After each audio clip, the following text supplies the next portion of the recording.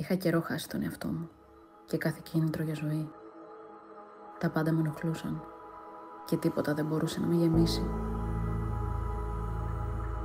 Έδιωχνα όλους τους ανθρώπους μακριά μου και ας με κατέστρεφε.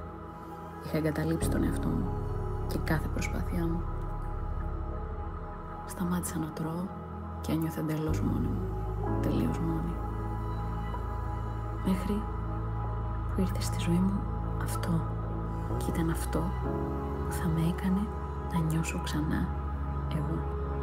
Εδώ βρήκα όλα όσα δεν μπορούσα να σκεφτώ. Όλες τις ερωτήσεις και τις ανησυχίες μου με τις πιο ξεκάθαρες απαντήσεις. Ήταν όλα όσα χρειάστηκα. Κατάλαβα πως το πρόβλημα δεν ήταν κανένας γύρω μου, αλλά εγώ. Κατάλαβα πως δεν με ενοχλούσε η ζωή μου, αλλά ο εαυτός μου μέσα σε αυτήν. Κατάλαβα πως δεν χρειαζόμουν περισσότερα, όμως λίγα που να με γεμίζουν.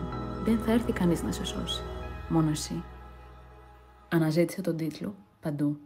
Θεραπεία. Ένα βιβλίο για εσένα.